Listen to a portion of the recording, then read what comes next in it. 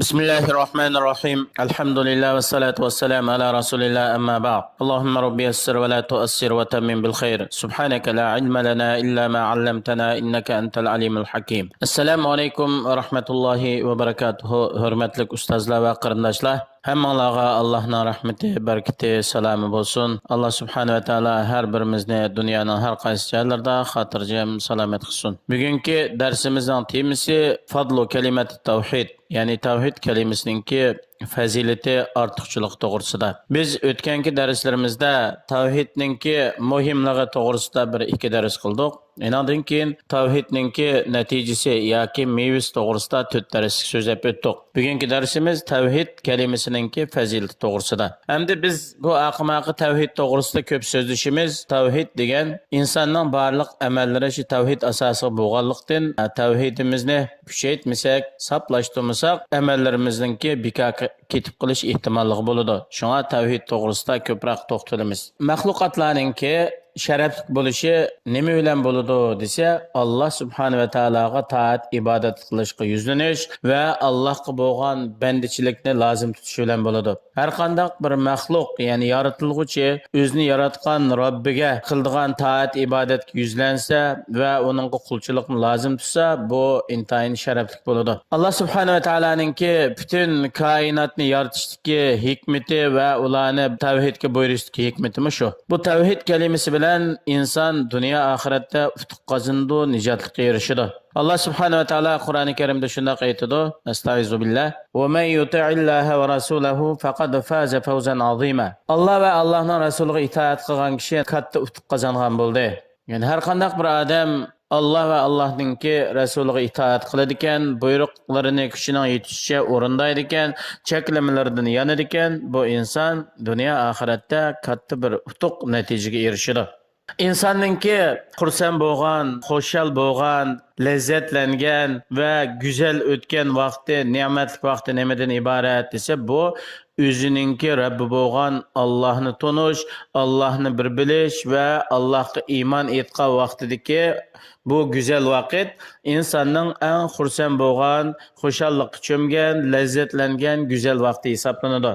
Chunki inson o'zining yaratuvchisi bo'lgan Robbini Allohni tanimay, Allohning birligini e'tirof qilmay, Allohga ishonmay yashaydi ekan, dunyoda qanchalik oliy turmushda yashasin, buning hech qanday bir qiymati bo'lmaydi.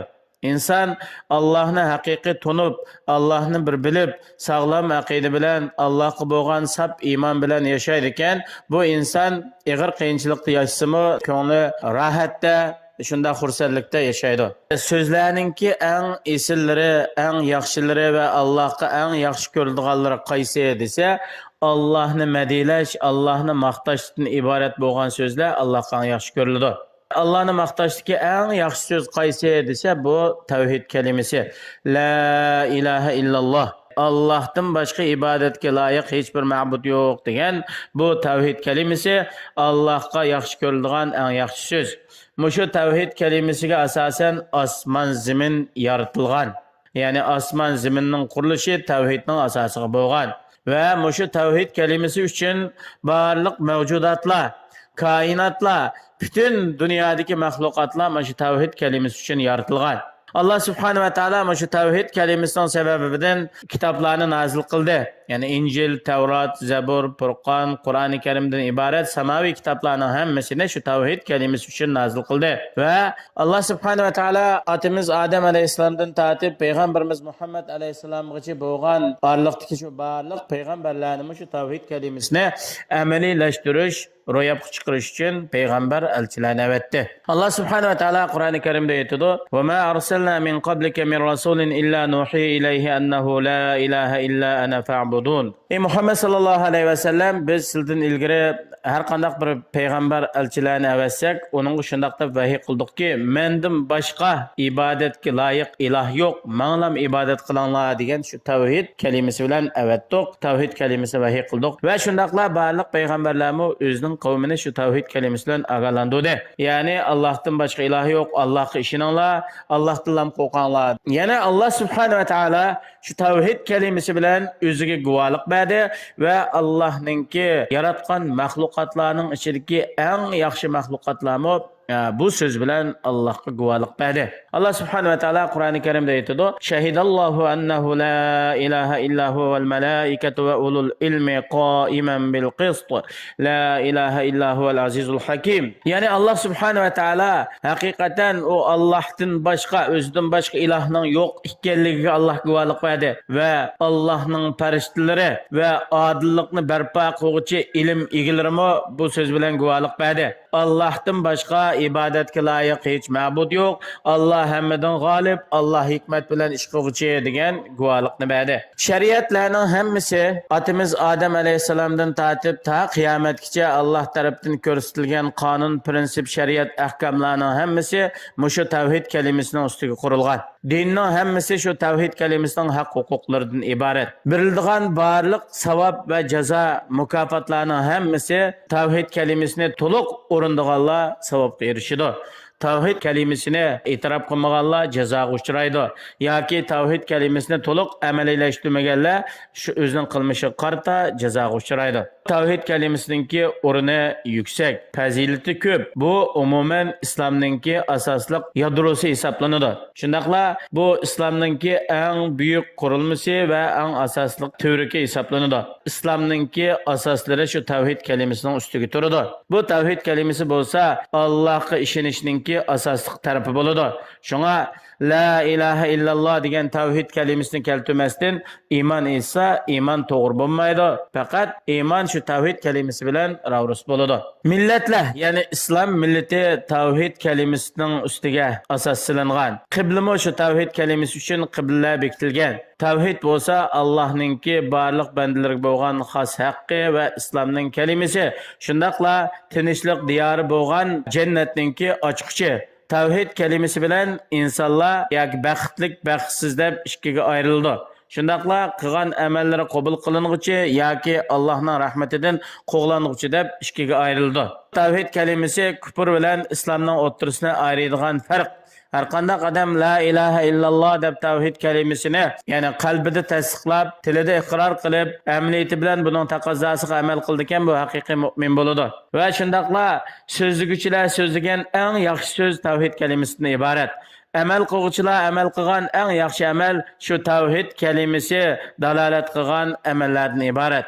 Bu to'g'rida Payg'ambarimiz sollallohu alayhi va sallam shunday aytadi: so'zlarning Allohga eng yaxshi ko'ralguchi, sevimliroqi to'rt turlik bo'lib, subhanalloh, alhamdulillah va la ilaha illalloh, vallohu akbar. Alloh faktor, barliq go'zal madiyalar Alloh uchundir. Allohdan boshqa ibodatga loyiq hech ma'bud yo'qdir. Alloh kattadir degan bu to'rt turlik so'z Allohga eng yaxshi ko'ralguchi so'z. Shundaqla bu tavhid kalimasi bo'lsa taqvolik so'zi bo'lib, Alloh subhanahu va taolo bu taqvolik so'zi bilan o'zininki yaqin avliyolarga xos qilgan so'z. Shunvalzamahum kalimatat taqvo. Ular taqvolik kalimasini lozim tutdi. Ya'ni tavhid kalimasini lozim tutdi. Bu tavhid kalimasi bo'lsa, uningga esilgan odam nijot topadigan yemirilmas mustahkam halqidan iborat. Bu to'g'rida Alloh subhanahu va taolo aytadi: "Faman yakfur bit-taghuti va yu'min billahi faqad istamsaka bil urvatil wuthqa la infisama laha." Har qanday bir inson Allohning g'ayrida cho'qindigan barliq jonliq jonsiz tag'utlarni inkor qilib kafir bo'ladi ekan, yolg'iz bir Allohga ishonadi ekan, bu odam yemirilmaydigan mustahkam halqiga isilgan bo'ldi. Tavhid kalimasiningki sifati eng yuksak. Bu kalima mangu qolib qoladigan kalima. Şuna Allah subhanahu ve taala Kur'an-ı Kerim'de ve kelimetullahiyyel ulya, yani Allah'ın sözü, Allah'ın kelimesi la ilahe illallah'dan ibaret bo'lgan bu mengu qoladigan eng üstün sözdür. Şundaqla yana Allah subhanahu ve taala Kur'an-ı Kerim'de misal bayan qilgan söz tavhid kelimesinden ibaret, yani kelimetut tayyibe, eng pak güzel söz şu tavhid kelimesi. Allah subhanahu ve taala Kur'an-ı Kerim'de aytadi: "Alam tara kayfa daraballahu masalan kalimatan tayyibatan ka shajaratin tayyibatin asluha sabitun ve far'uha fis-sama." Allah subhanahu ve taala isil tavhid kelimesiga bir misalni bayon qildi. Tavhid kelimesi nimaga o'xshaydi desa, yıldızları 7 qat zaminning ostiga o'rnab ketgan, buning shoxchilari eng yuksak osmonga ko'tarilgan shunday bir daraxtga o'xshaydi. Bu tavhid kelimesi bilan kishilarningki qalbi ichidadi. Shunga Allah subhanahu ve taala aytadi: "Faman yuridillahu an yahdiyahu yashrah sadrahu lil-islam." Har qanday odamni Alloh hidoyat qilishni xohlaydi ekan, bu odamning qalbini islomga suvga ichib o'tadi. La ilaha illalloh tavhid so'zi bilan insonningki dili salomat qoladi. Shirkning g'alg'ashlaridan salomat qoladi.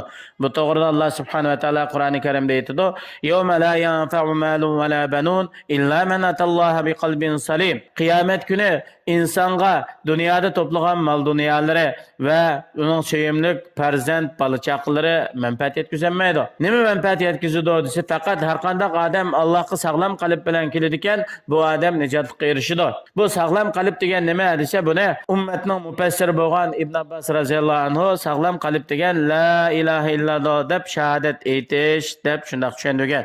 Alloh subhanahu va taolo davomli bizning qalbimizni tavhidda mustahkam qilsin, dilimizni tavhid bilan ichib etsin, barliq amallarimizni tavhid kalimasining taqozosi bo'yicha to'g'ri shaklda bo'lishga Alloh muyassar qilsin. Assalomu alaykum va rahmatullohi va barakatuh.